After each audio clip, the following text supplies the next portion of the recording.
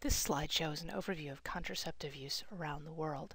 Some of these slides have more up-to-date data than others. Most of them are based on the 2009 World Population Data Sheet produced by the Population Reference Bureau, and all of the slides come from the Population Reference Bureau's data bank of graphic bank of various slides. This first one is contraceptive use and childbearing by region, and it's focusing just on women, married women, ages 15 to 49 using contraception. Now that's an important caveat because there's an awful lot of women who are not married, who are ages 15 to 49, who are just as potentially able to have children as those who are married. So keep that in mind when you're looking at some of these figures.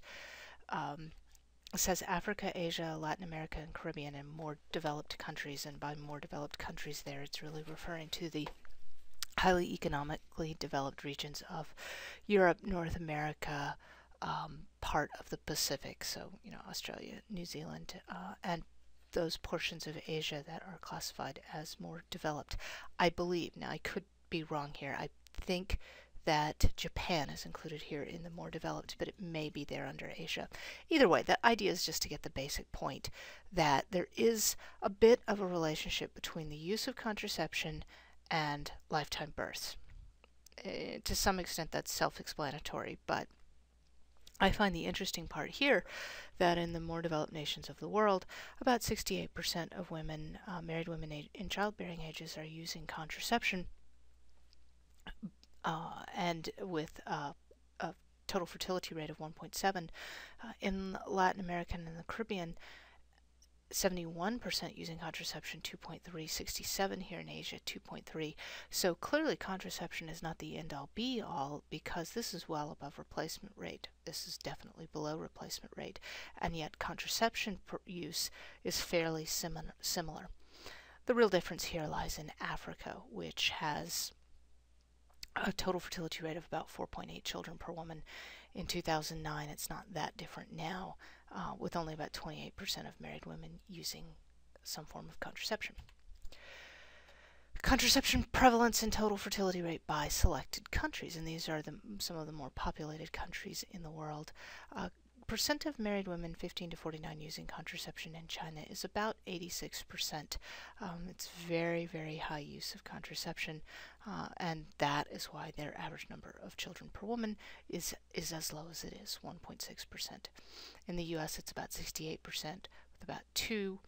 India, 47, 3, 43, 3. So you can see down here in Nigeria, with one of the highest, although not the highest, total fertility rates in the world at 5.9 children per woman, only 8% of married women are using some form of contraception.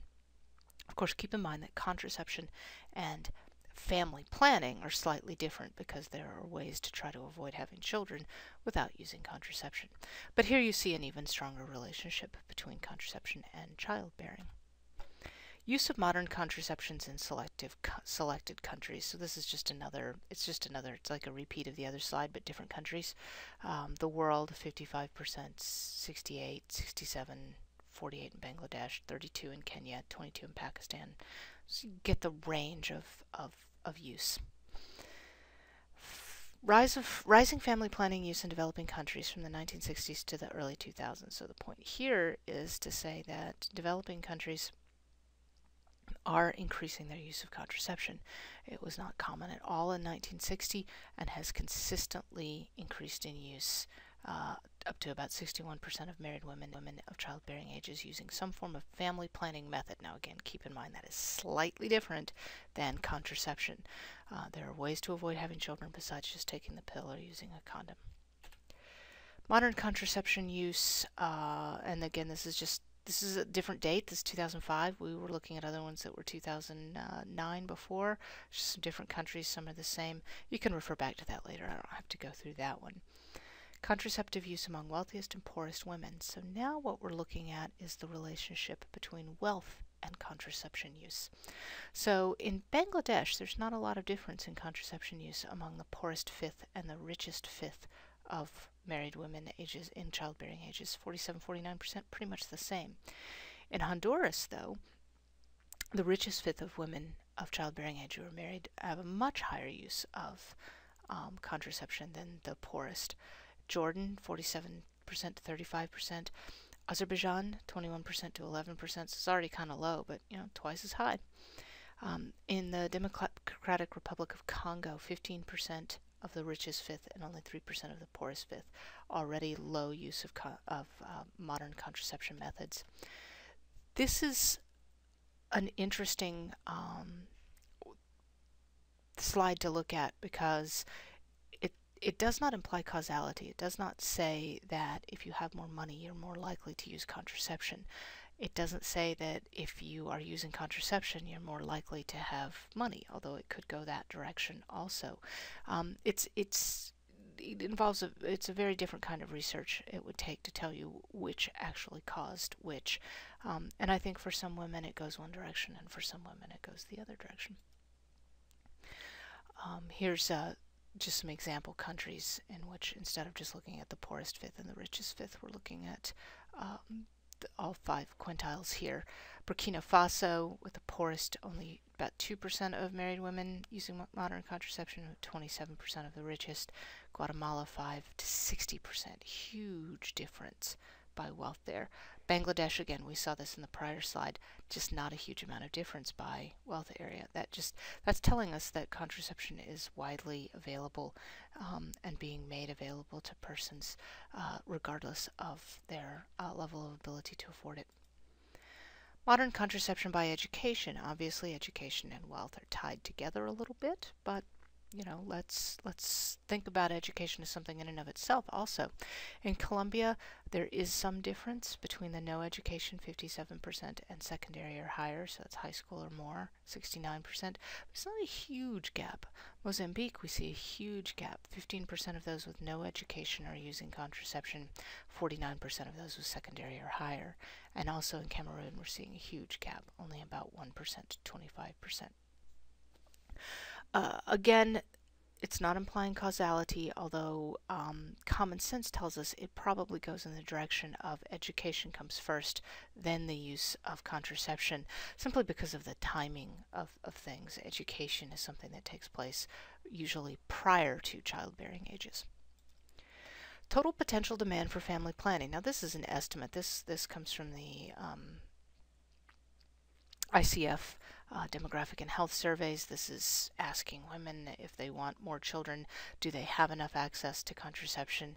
Do they need more to stop having births at all, or do they need more contraception to have fewer or spread the time out between them? So only 8% using contraception in Sierra Leone, but 16% of married women in childbearing ages wish that they had better contraception to space their births out more, and 11% wishing that they could limit the total number of births. Ghana, 24% using, 23% spacing, 13% limit. 57% in Jordan using, 5% for spacing, 7%. Indonesia, 61, 4, 5. So in these 3 countries, there's not a lot of what would be called unmet need. In general, most women who would like to space their births or limit their births have access to contraception. In these 2 countries, these are examples of where women would like to either space births or limit births. It's interesting to note that generally here the desire is more for spacing than for limiting. It's having children farther apart is important. And this is just another way of looking at the same thing. This is from the DHS Stat Compiler, which is a tool you're going to learn about soon. It's a very nice data access tool. So only 5% of married women aged 15 to 49 in Vietnam say that they are not using any form of family planning. And again, that could include anything from saying, "Not tonight, honey," to, sterilization, and the whole range in between. And in Ghana, much higher at 34%, not using any family planning at all. Pregnancy outcomes. So this gives you a sense then of what happens. This is out of date, 1999, but these proportions are actually not terribly far off. And this is just important to keep in mind because contraception is not the only form of limiting the number of children that are born. In some areas of the world, induced abortions are more readily available than contraception, or are the preferred method to limit family size. Live births 63%, miscarriages and stillbirths 15%, induced abortions 22%. And that is the end of that blurb. I threw a lot of data and information at you very quickly, and you can peruse the slideshow at your leisure later. This gives you a general sense of how much people use contraception worldwide, particularly in developing countries.